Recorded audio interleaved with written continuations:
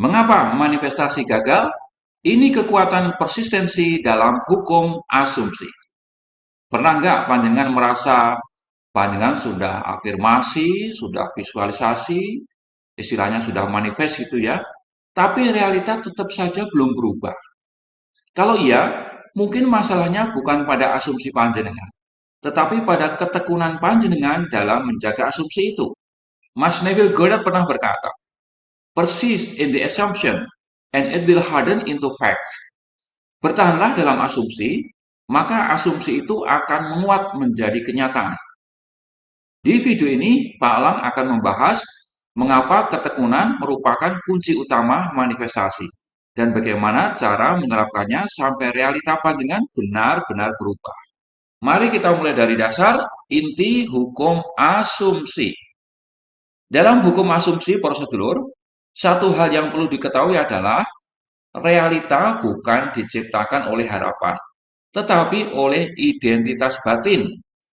Jadi bukan apa yang panjenengan inginkan, tetapi apa yang panjenengan anggap sudah benar tentang diri panjenengan dan hidup panjenengan. Masalahnya, banyak orang melakukan hal-hal seperti ini. Hari ini misalnya dia berafirmasi, aku kaya, aku sugih.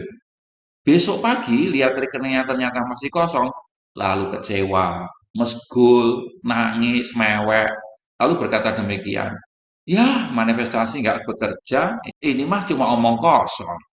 Padahal menurut Mas Neville Goddard, realitas tiga dimensi itu selalu tertinggal, selalu mengalami delay atau kelambatan. Jadi kalau pandangan menghadapi realitas tiga dimensi itu sebenarnya adalah cerminan dari asumsi yang lama. Dan bukan bukti kegagalan asumsi baru, bukan begitu. Nah, disinilah peran persistence itu. Lalu pertanyaannya, apa itu ketekunan dalam berasumsi? Ketekunan menurut Pak Lak bukan berarti memaksa atau mengemis ke semesta ya, atau juga bukan berarti mengulang afirmasi sambil apa ya, sambil panik, bingung. Ya, tambah bingung, tambah banyak afirmasinya. Bukan begitu ya. Ketekunan itu atau persisten itu berarti tetap setia pada asumsi pilihan panjenengan. Meskipun realita berkata sebaliknya. Jadi panjenengan tidak lagi bereaksi sebagai orang yang berharap, ngarep-harap, tetapi merespon hidup sebagai orang yang sudah memiliki, sudah menjadi. Neville menyebut ini sebagai living in the end atau lengkapnya living in the end result. Nah, biar lebih gampang, Pak Lang berikan contoh yang nyata ya. Misalnya saja seseorang ingin keluar dari kondisi keuangan yang sulit. Realitanya seperti ini, utang banyak, gaji pas-pasan, kadang-kadang tidak dibayarkan tepat waktu. Pokoknya tekanan ekonomi itu setiap hari. Di rumah berantem terus sama istri. Jadi alih-alih terus berkata, aku miskin tapi berharap kaya, maka harus diubah asumsi batinnya menjadi, aku adalah orang yang selalu punya cukup dan berlebih.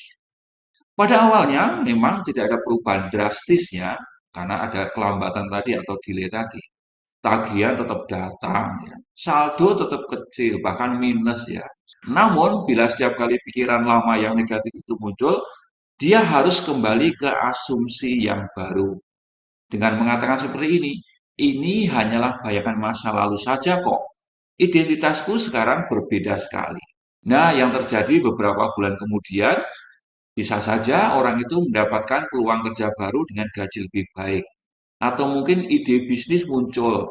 Bisa juga dia menemukan relasi bisnis yang tepat, yang datang tanpa dipaksa dan disangka-sangka. Apakah ini semua kebetulan, ataukah realita yang mengejar asumsi yang dipertahankan dengan konsisten? Tentu yang kedua yang benar ya.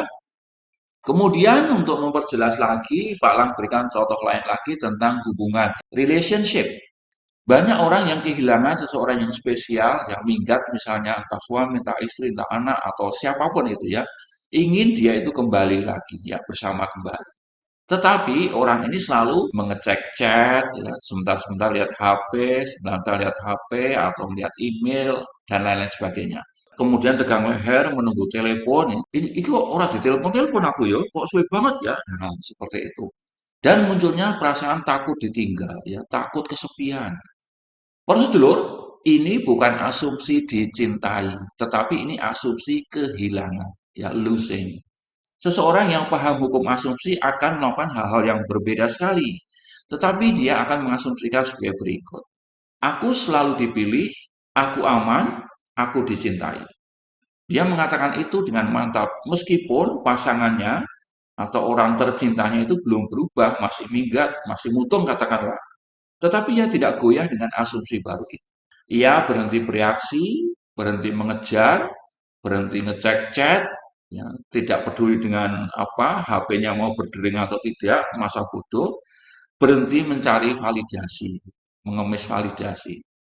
Dan anehnya prosedur, orang yang dulu menjauh justru mendekat kembali, bahkan dengan tingkat cinta dan kerinduan yang berlipat-lipat kali. Mengapa demikian?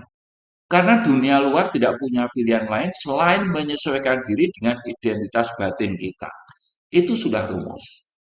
Nah, sebagai penutup di video pendek ini, Pak Lang berpesan, ingat baik-baik prosedur, manifestasi itu bukan soal seberapa keras panjenengan menginginkan, tetapi seberapa lama panjenengan mampu bertahan dalam asumsi yang baru, sampai dunia lama runtuh dengan sendirinya digantikan oleh dunia yang baru. Realita akan menguji panjenengan, bukan untuk menggagalkan loh, tetapi untuk melihat apakah panjenengan akan kembali ke identitas lama atau tetap setia pada identitas yang baru itu. Nah, jika panjenengan bertahan, realita pasti menyerah lebih dulu, pasti itu. Karena dalam hukum asumsi ada satu pernyataan begini, yang konsisten selalu menang, ya, yang konsisten selalu menang. Demikian prosedur video pendek Pak Lang. Semoga bermanfaat. Sampai jumpa di video berikutnya. Salam seger waras.